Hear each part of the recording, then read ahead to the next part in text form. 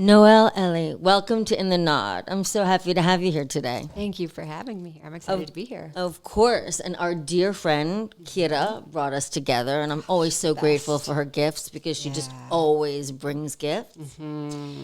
I watched your Instagram yesterday because I didn't have that much time to prepare, but I have to say I love what you're doing.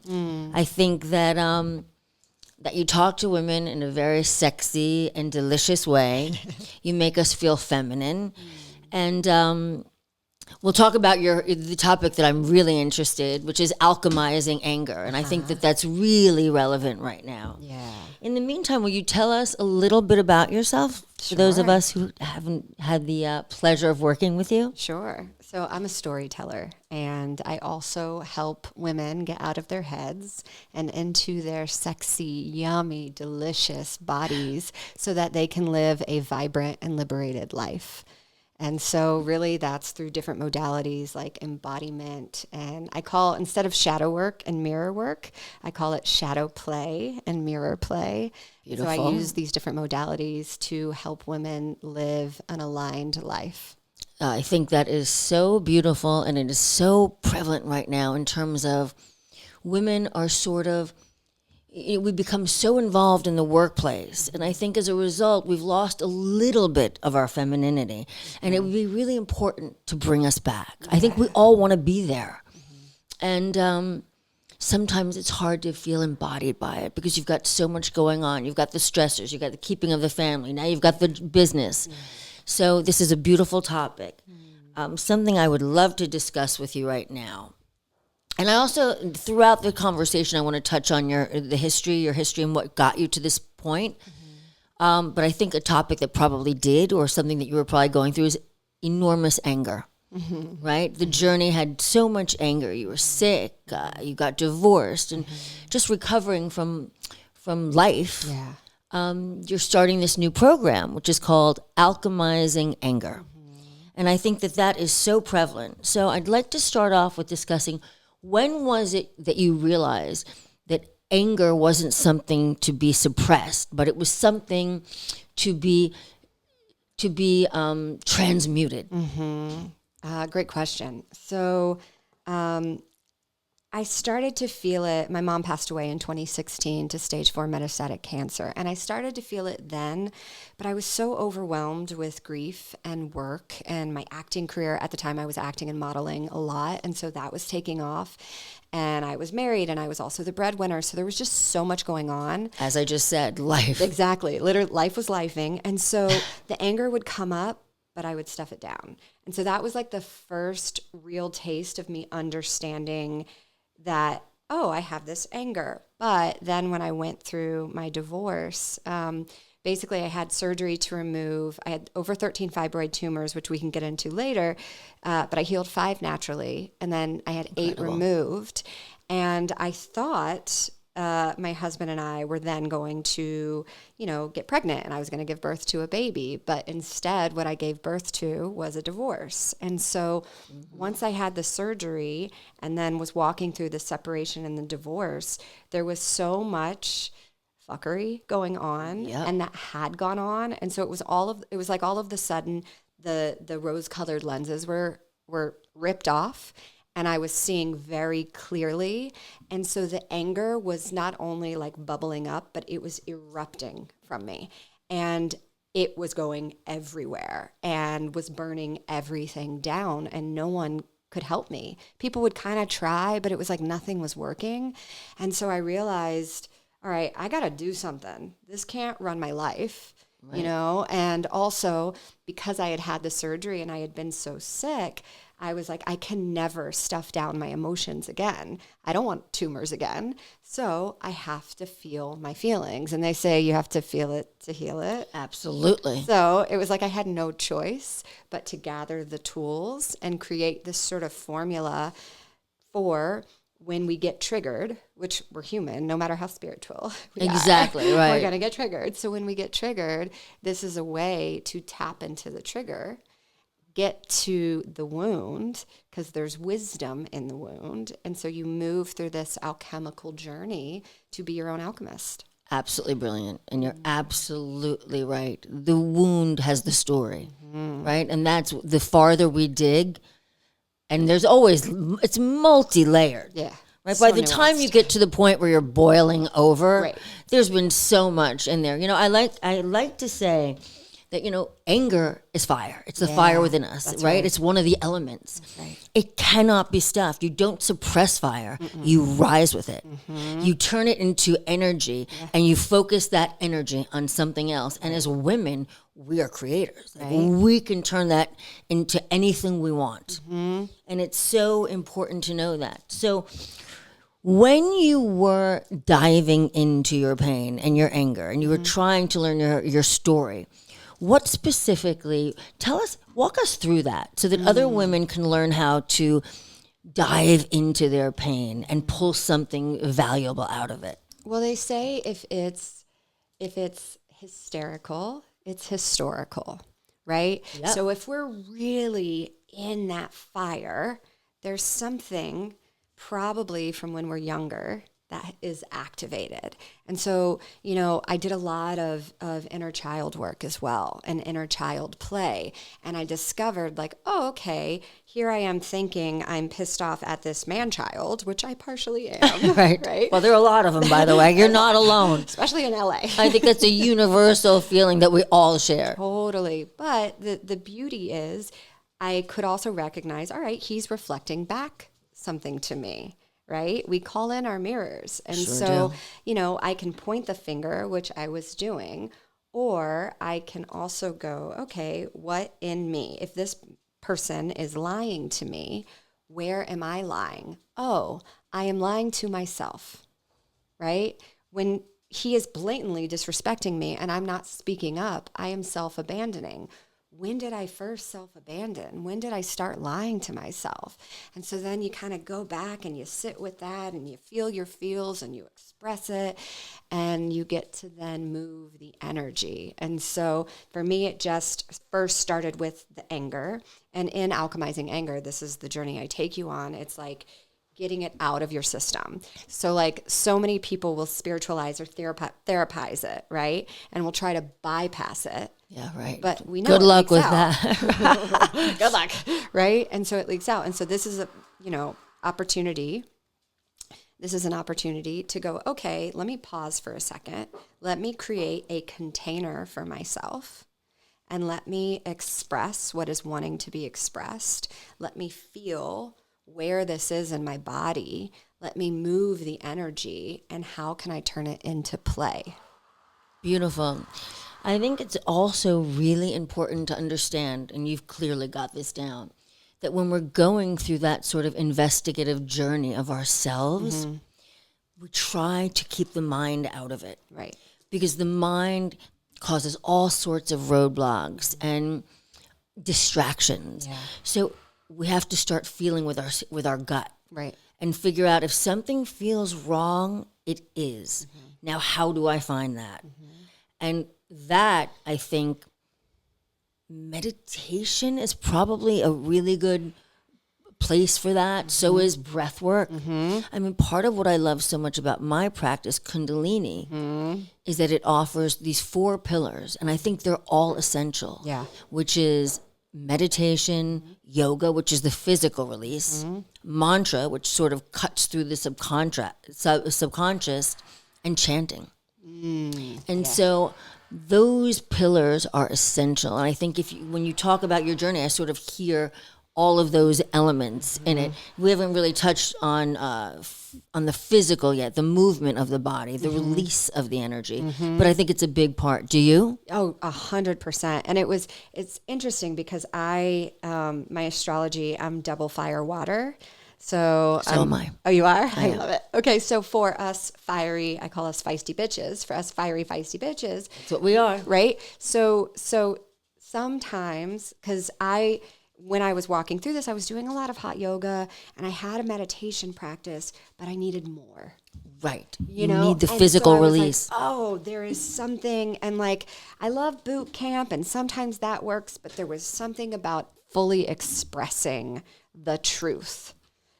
there's no question. The energy builds up inside us, and Right. without the release, we end up like you. Right. We're stuffing, Yes. and we were creating disease, disease inside of us. Yeah. Right. And so the explosion is the most beautiful moment because you can feel it. You can feel You it. know when that shift is happening. That's right. That's right. And then there's the power of being witnessed in it, right? Because so many times we are deemed crazy. If you're angry, you're a crazy woman, right? And You're so hysterical. You're hysterical. And so part of the anger for me too was, somebody would do something and I would be so frustrated and ask them to hold space for my emotions, and they were incapable of it. And so it's really learning, okay, well, I got me. Clearly they don't, but I got me. So how do I got me, And so that's where we get to go on these journeys and find, because look, what works for me might not work for this person or this person. And so we get to find like, oh, great, I'm going to grab this tool from you and this tool from you, and this is what works. So in the actual transmutation, the alchemy, are you turning anger into energy and power? Is that what you're doing? Yeah. So you're taking the anger. So it's a literal alchemical journey. So I walk you through fire, water, air. Like I said. Exactly. That's right. And you ground into the earth. You ground into who you are. And so first it's just letting that fire rage, right? Turning that anger into sacred rage. And then bringing in the water, which is the grief. There's always grief underneath the anger. And so then it's really inviting that in. And then we play with the air. It's like there's been a bunch of fire, ash everywhere, the water, now we got to dry it up. So the air is pleasure. We get to then bask and, I can actually use this anger, this fire as fuel. Fuel for what? Fuel for my divine purpose. Beautiful. For my message, for my truth. Right? Because also anger and power are two sides of the same coin. Exactly. A woman who cannot feel her anger cannot feel her power. That's right. That's right. And so when we are angry, it's because we've lost our power for whatever reason. We've dropped the coins. And so this is a way to gather the coins, to gather our power, to reclaim the truth of who we are. Why do you think it is that so many women have a hard time expressing their anger? Is it because we're afraid of being called hysterical? Or is that what it is? Yeah. So, I mean, when women were like hysteria, I don't know if people, my dear friend Madeline Moon talks about this, people back in the day when women were labeled as hysterical, they were put in institutions. Oh, I know. Right. Oh, and yeah. so, and often it was like just because they were wanting to express the truth and men didn't know how to deal with it. And so then they were sexualized in front of, 30 to 100 doctors, male doctors. And so it's in our epigenetics. It is in our DNA, this fear of if I am seen as, hysteric, then like there's something wrong with me. I can't be crazy. Then I'm going to be put in an institution. And so, and also we're afraid of our power. So many of us. Right. I mean, the female, we're magnetism. That's right. We're magnetic. And I think some of us are so afraid to explore that power because once you unleash it, it's often really hard to go back. That's right. And also the thing that happens is when we step into our power, we step into our sovereignty. And when we're sovereign, that means some of the things that we tolerated, maybe because of our childhood and what we grew up with or previous relationships, but all of a sudden we will no longer tolerate that. And when we uphold those standards and uphold those boundaries, that means these people will fall away. And in my experience, it's been best friends, it's been lovers, it's been partners, it's been my husband, and they had to fall away because it's no longer aligned with who I am when I am sovereign.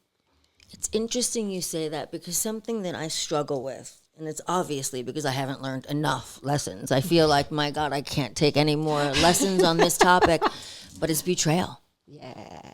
And that's when I lose my sovereignty, right? Because it's historic, right? It's very historic in me. Yeah.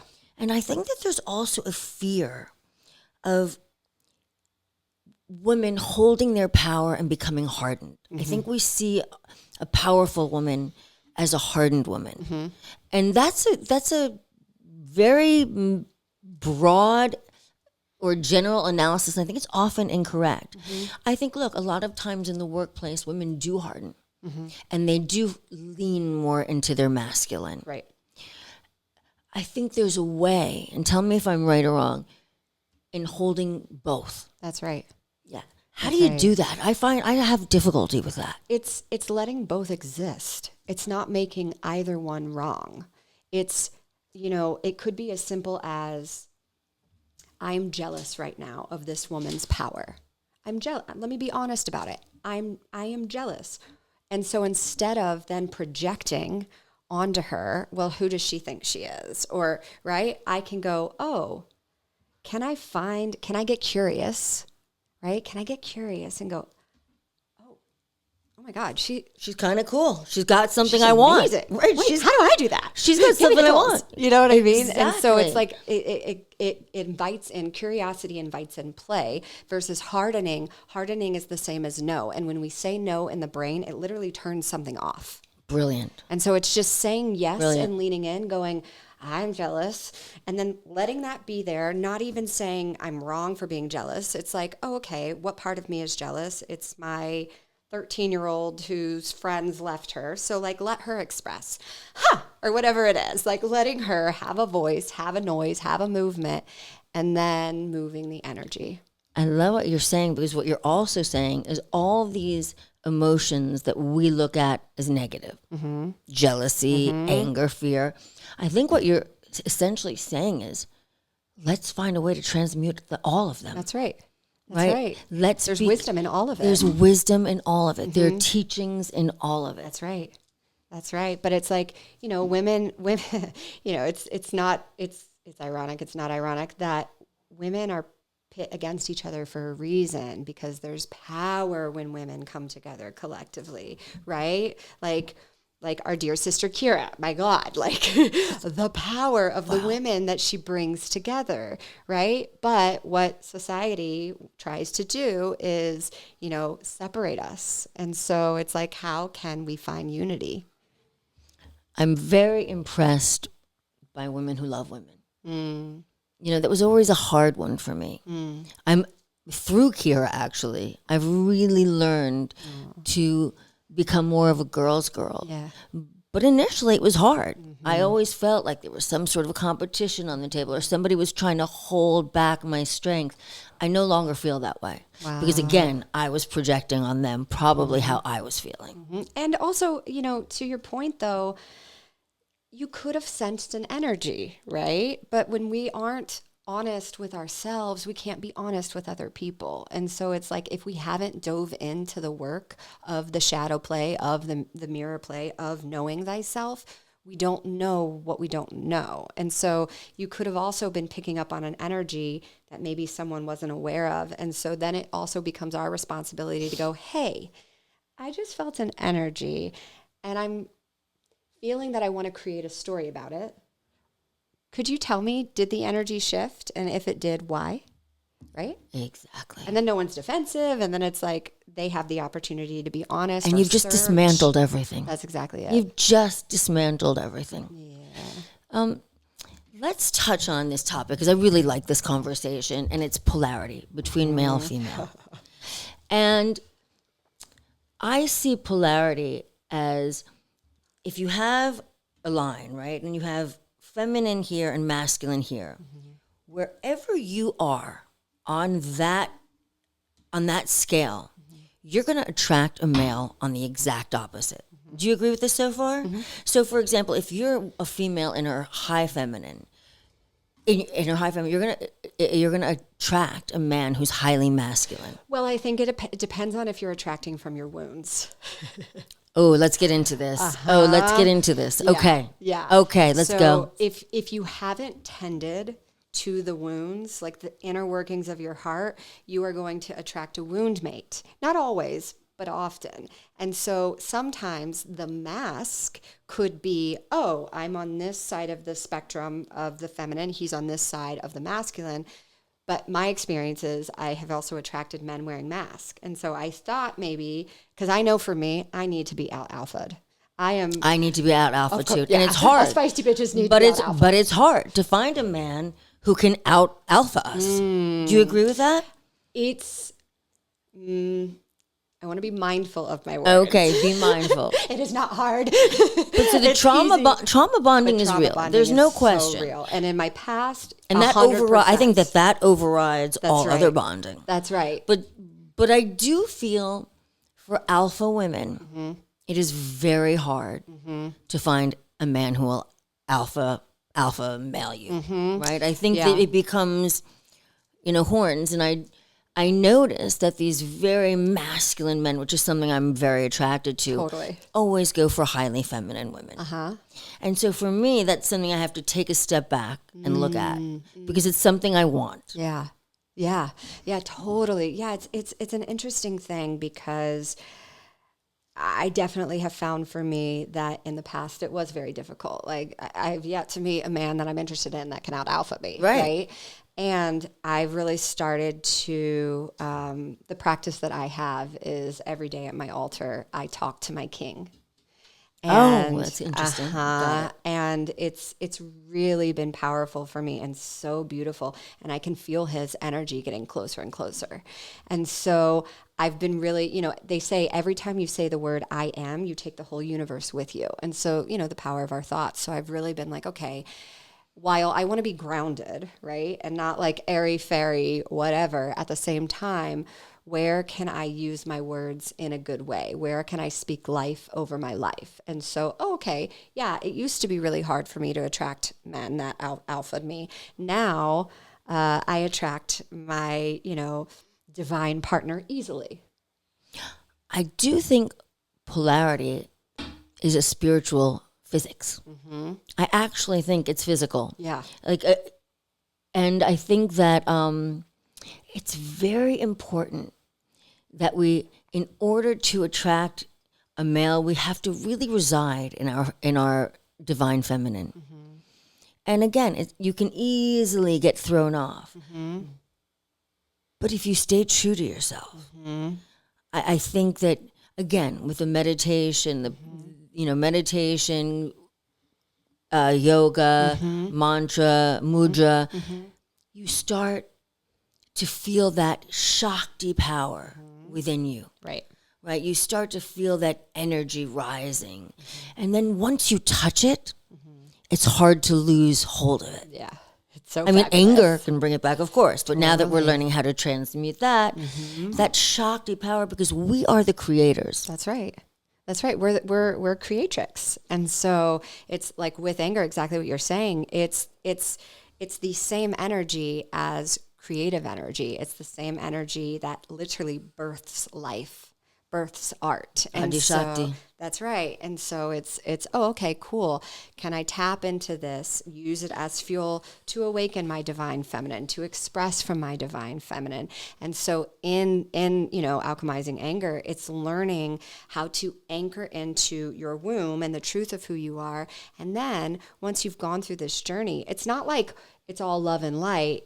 You then learn how to regulate. And then if you have a partner or a situation where you're feeling some kind of way, you can express with an open heart. And so then you are expressing from your feminine, still in, the truth. If there's anger, it's expressing the anger, but from love. Right. I think you hit the nail on the head when you said in truth. I said, once we are grounded in truth, it's hard to be anything but authentic. Yeah. And ultimately, I think the word we're looking for is authenticity. Because when you're authentic, you're already tapped into your Shakti power. Right. You're already tapped into your womb and your female embodiment. And it feels so glorious and so yummy delicious. And it's so delicious. Yes. We need so much more of that on this planet because we're all getting so hardened. No fault of our own. It's just, as you said, life keeps lifing. Life keeps lifing. And, one of the ways that when I'm working with women and they're feeling some kind of way and they're feeling hardened and they're in a situation where they don't really have time maybe to take an hour to themselves, what I'll say to them is, in the moment that you can feel yourself hardening, can you pause and anchor your breath through your heart, down your womb, down to your pussy, into the earth, and then pull that energy of Mama Gaia back up. And so then it becomes this like wheel, and you can also express it this exactly way. The it. whole wheel keeps turning, and you've got the energy going down and the energy coming out of your crown chakra. These are all really important. We're giving gifts right now to our females, to our sisters right now, because so many of us are really confused. We're really confused because we know what we want. We just don't know how to get it. Let's take this back a little bit to how when you healed yourself, because that must have been a real aha moment for you. Like it was like a rebirthing almost. I'm sure. Yeah. And we can bring Kira into this again because she's also the queen. She lives in her queendom. Yeah, she's the queen of ceremony. And she's healed so many of us. And talk to me a little bit about how your journey with sacred medicine has helped you. Yeah, so my mom passed away in 2016. She was diagnosed with stage 4 metastatic cancer. Doctors gave her 3 months to live, and she thrived for 5 years. And I went on this journey with her I made it my mission to save her life for as long as I could. And so after she passed, she was my best friend, and it was rocked my world. I didn't really have the time to properly mourn her in the way that I, maybe could have. And then I was in a really rocky place in my marriage. We were not doing well. There was a lot of sacredness and a lot of toxicity. And so I noticed a lump in my stomach. And then I noticed this lump get larger and larger and larger. And then it turns out I had not one, but over 13 tumors in my uterus. And then I also had Lyme disease and mold toxicity, and it was just such a doozy. I was like basically bedridden at times. And at the time, my acting career was taking off, and I'd moved to LA, and I had to stop working completely. And so I found plant medicine as a result. And it was so beautiful because doctors had wanted me to take all these prescriptions, and anytime I would go to take it, my body would say no. Well, you had already learned the lesson because of your mother. They gave her 3 months. That's right. And she had 5 years. That's right. So you realized. That's right. You have to become your own advocate. You have to become your own listen advocate. to our bodies. And so I thought I knew how to listen to my body, but little did I know I would come to learn, she is a magnificent teacher.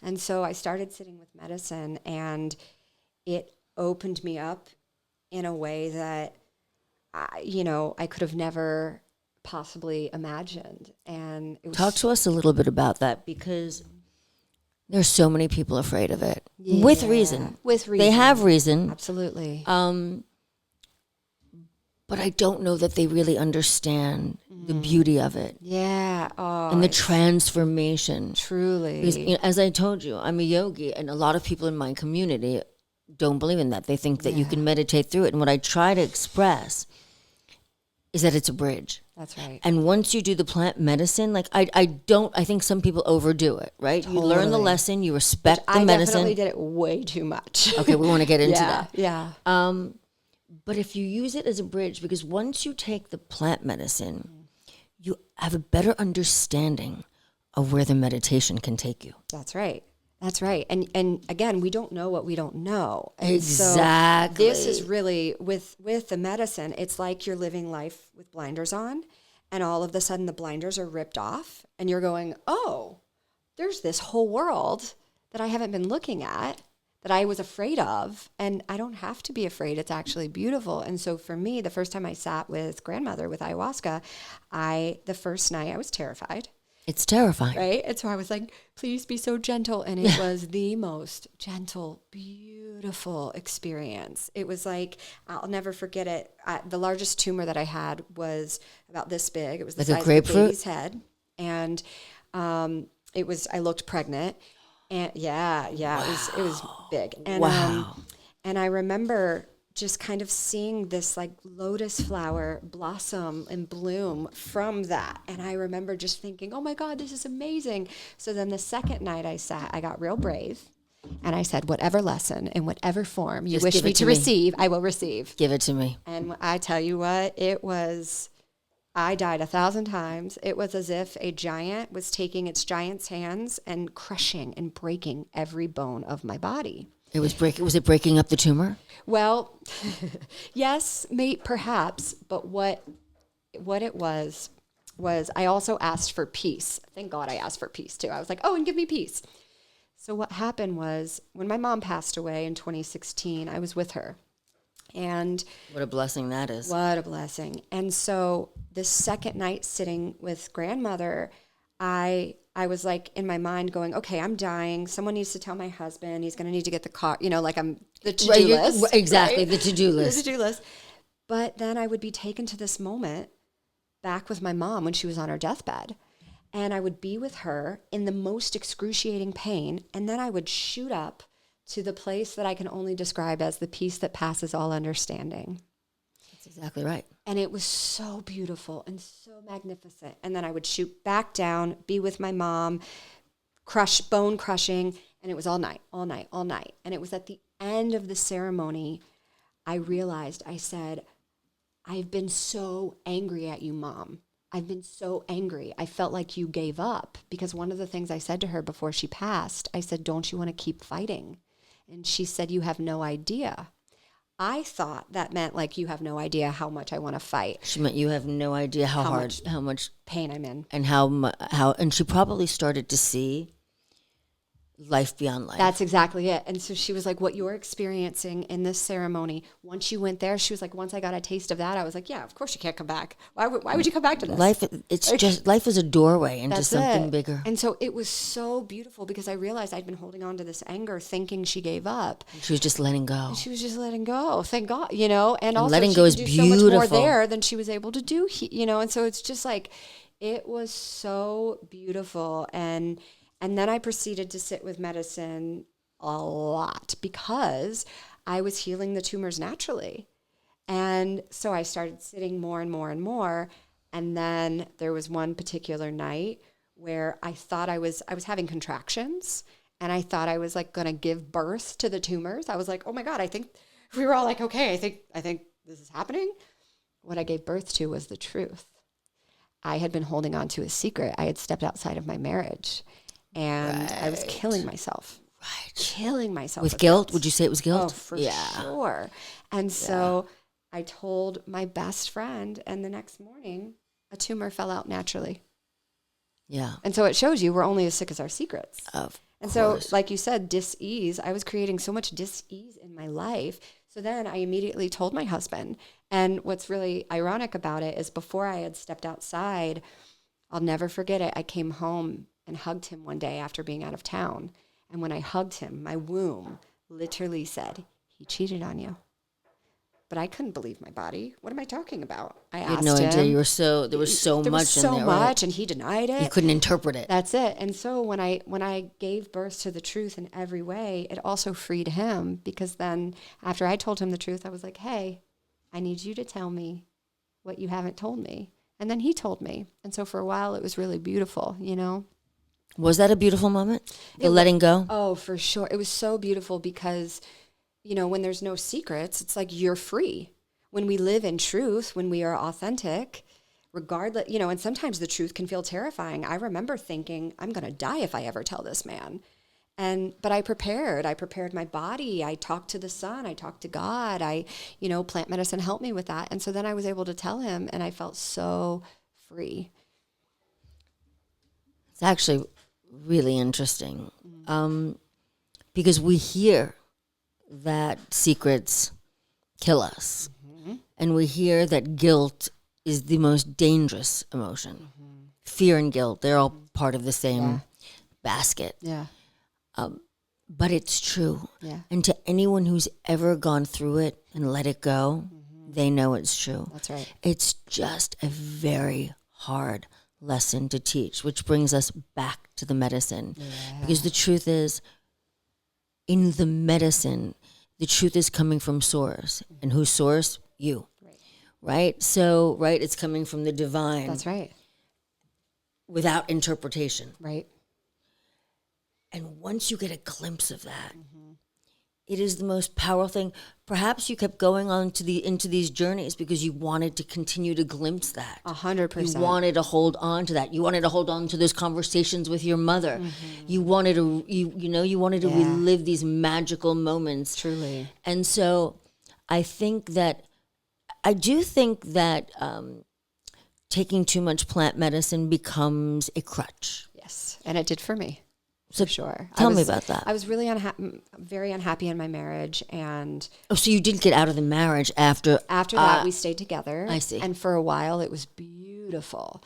But, if one of you is growing and the other of you, it's like you can either grow together or you can grow apart. And so we were really growing apart because I happens on its own time. Having a growth mindset and trying to be the best version of myself. He had very different values. And so we had met when I was 20.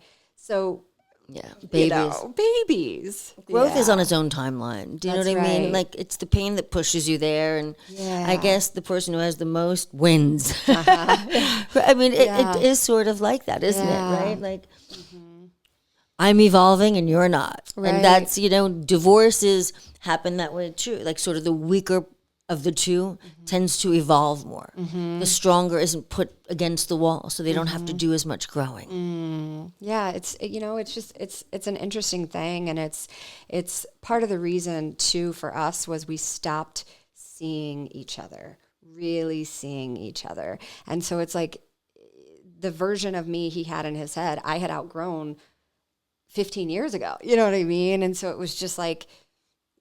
So what happened when you kept going back to the medicine? Because you have to respect the medicine. Yeah, so I kept going back, and it was confusing because of the fact that I was focused on my physical healing, and it was working. It was working. But there wasn't enough time to integrate in between. And so my nervous system wasn't regulated enough to make certain decisions in the way I wish I had made them. And so for me, I realized, okay, I need to leave my marriage. This is not working. And so we just made decisions way too quick.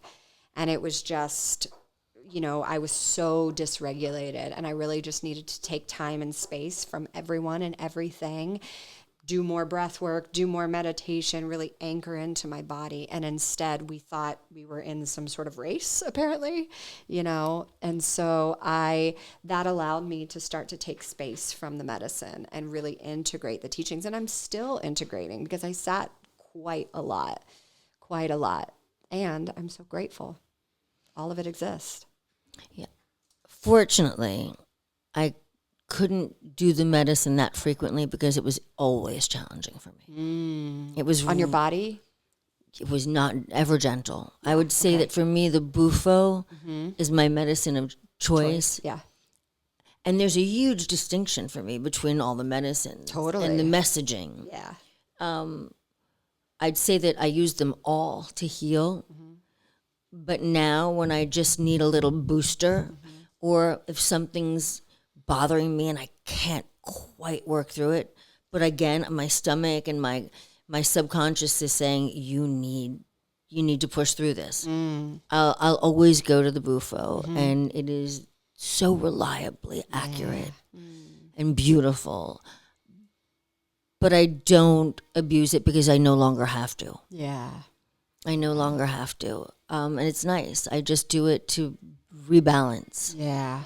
Yeah, that's beautiful.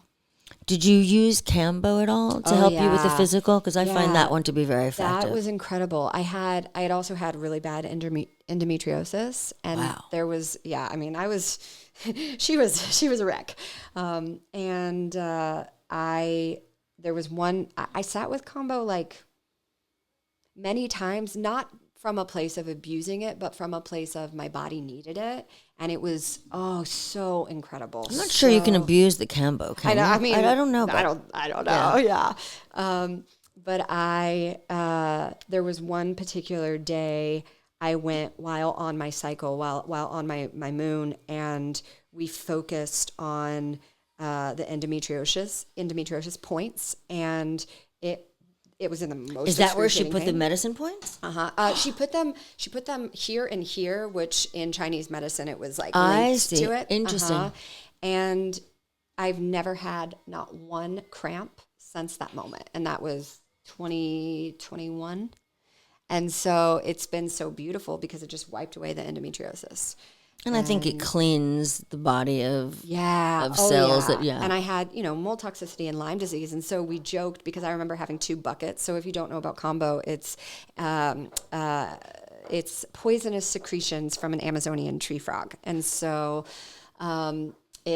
it causes you to purge toxins and all sorts of things. And you're essentially poisoning your system, but only to the level where it would kill anything that's bad. Right. And it causes you to purge. That's right. But it's also supercharging your body full of hundreds of peptides. And so it's really good for your body. And so I remember one time I purged in one bucket and it was like a green color. And then another time it was like a brown color. And we joked, we were like, oh, this is the Lyme and this is the mold. Like, Do you think it helped with the Lyme? Oh, for sure.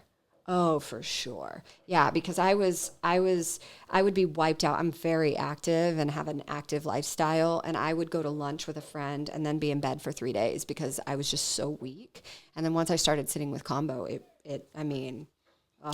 Do you have a special diet? I did then. I was caffeine free, alcohol free, sugar free, meat free, fun free, just like gluten free, all the things. Now I call myself an intuitive eater. So I eat what I want, but I know what my body craves. So I know if I'm going to be eating a lot of pizza or drinking wine, I probably shouldn't do it that much because my body doesn't love it. But once in a while, it's fine. And do you fast? Are you an intermittent faster? I do that naturally, but nothing is because I feel like I have to do it. I also had an eating disorder for 10 years, so I did all the things. Including the master cleanse, I've probably done 5 times. Yeah, and while I love the master cleanse, I also, the pendulum swung too far for a period of time. So you sound like one of those people. You really have to sort of sit in the middle of the pendulum because you like to go hard and fast. Hard and fast. I don't know if it's a Sagittarius of me or what, but yeah. So is that your son? Yeah. What's your birthday? December 3rd. I'm December 14th. Oh my gosh. Yeah, so it sounds like you're a great teacher. It sounds like you're a great teacher for women who need to be supported through this process. Do you do privates? How do you work? Yeah, I coach privates. I'm also going to be offering in-person classes. I also co-facilitate retreats. I just did a retreat in Ireland in November. Oh, wow. And, the difference with me and perhaps some other teachers is do you know anything about human design? Yes, I do. So it's the generator. Is this one? So what are they? Tell us a little bit. There's generator, manifesting generator, projector, manifester, and reflector. Right. And so I'm what's called a manifesting generator, and I'm a 1-3. So 1-3s, we are basically known as fuck around and find out, which means we are experiential learners. And so where I perhaps stand out is none of what I've learned is just from a book.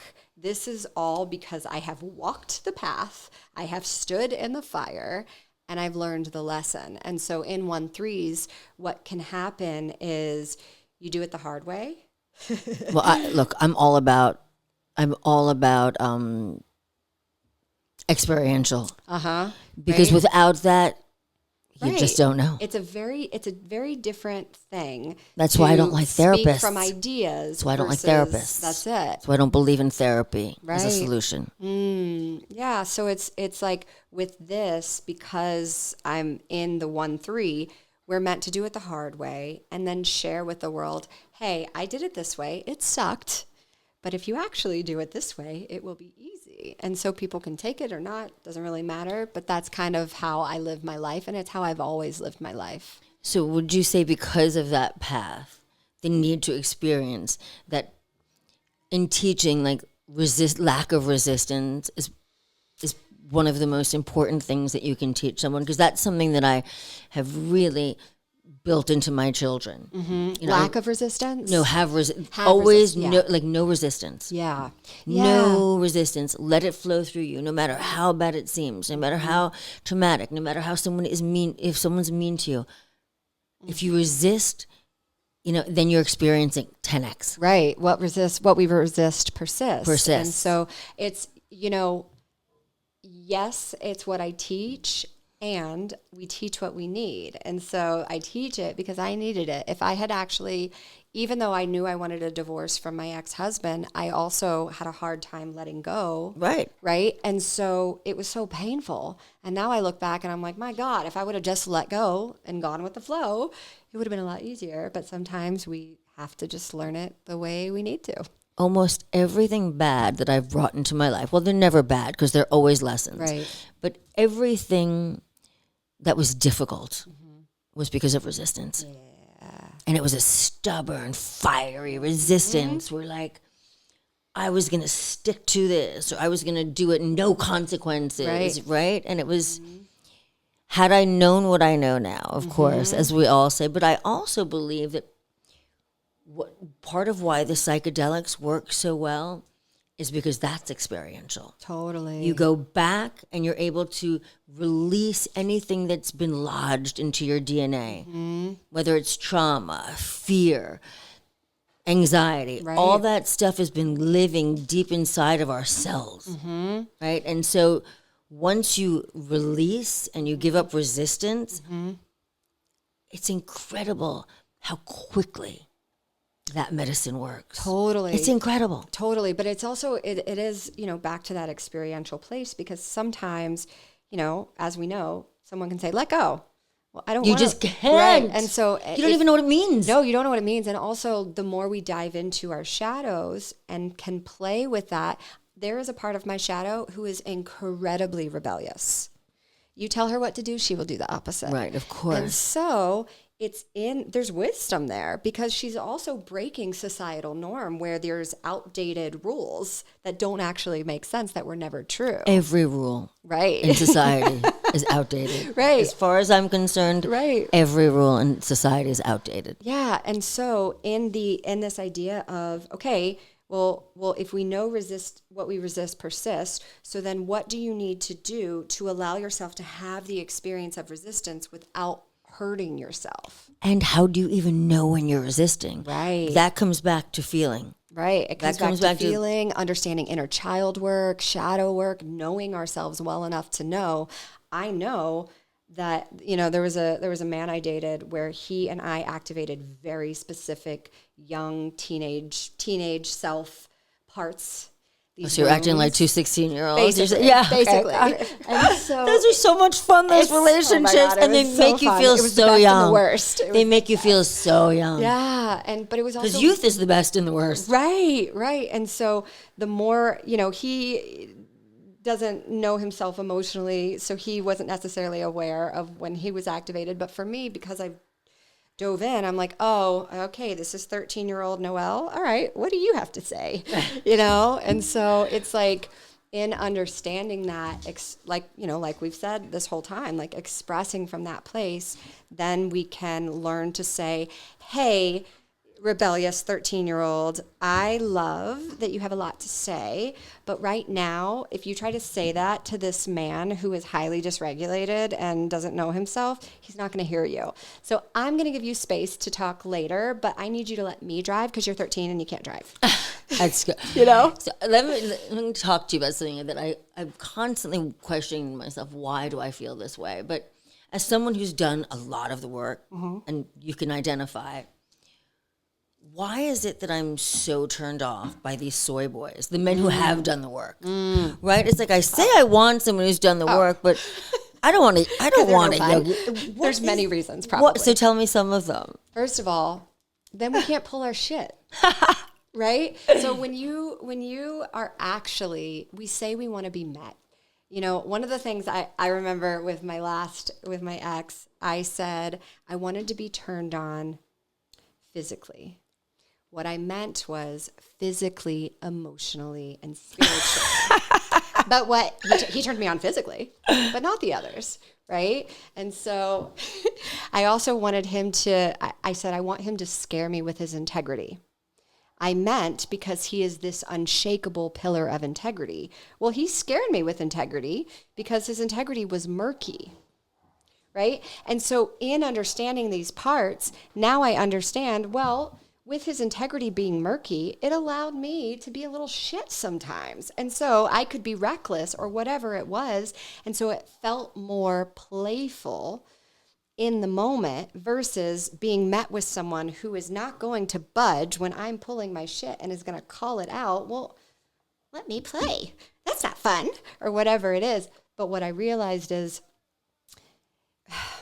it's twofold. So for you, it could be there's a part of you that wants to play. But it also could be with these men, certain men. Have you heard the phrase snag?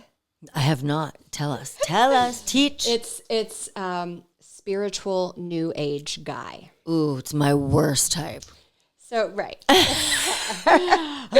And so with that, it's like they know how to say. They know what to say. They know the words. Oh, goddess. Oh, whatever. Right. Right? But it's bullshit because it's not integrated. They're not integrated men. Smart. Right? Very true. Very true. You know? And so it's like one of the things I've recognized in calling in my king, I know there's a part of me that loves to get reckless. What does that mean, right? That means I want to go out maybe once every few months and just let my hair down, maybe drink too much, maybe, I get dance, it. Right. Just have a good time. You in the pink video. Me in the pink video, right. I just want to let loose, but I want to know my man has got me. Me too. Right. And me too. Nail on the head right there. Right. And so the beauty of that is as we continue to consciously date and call in our kings, it's being able to be sovereign enough to express, hey, these are some parts of myself that I'd love to share, once they've earned it, right? But these are parts of myself that I'd love to share with you. I love to play, but I don't want to play when it comes to matters of the heart. But I love to play.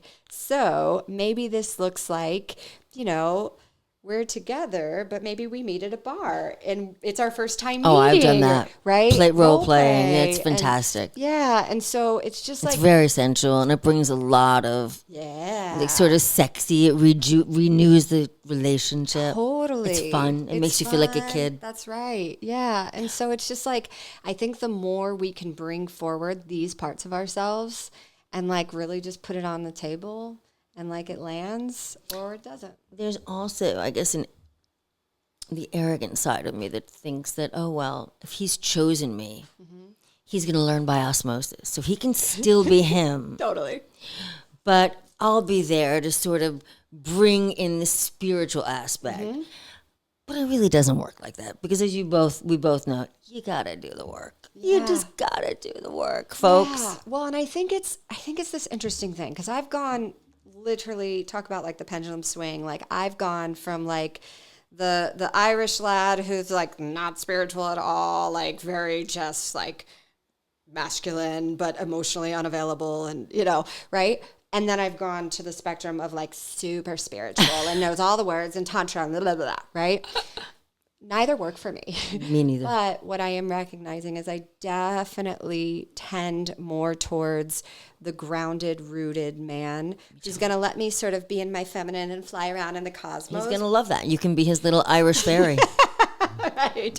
And so it's a little puck. Right. And so it's finding that balance. But I do know for me, a pillar for me is faith. He has faith. And so even if he's not walking the exact same spiritual path I'm on, as long as he has curiosity and he's not judging me, he finds it adorable and he's interested, I can work with that. But what I can't work with is someone who's just going to judge me for it or someone who's pretending they're spiritual and they're a snag. Well, I think they have to be attracted to it and they have to be curious about it. Yeah, exactly. And want to know and want to be able to peek in. Yeah. Curiosity, I think, is the most important human characteristic. Yeah. Hands down. Yeah, for sure. Well, I have to say this has been so much fun. You're a perfect guest. My God. Yeah, and you make me feel like a little feminine and yummy, and Kira does the same to me. Yeah. She really opens up that portal in me. Yeah. She's Isn't she magic. divine? I know. Get her on the show. I can't do it. Yeah. Can't do it. I've been begging. She is so powerful and so beautiful and magnetic. I could just go on. And talented. I mean, my God, truly.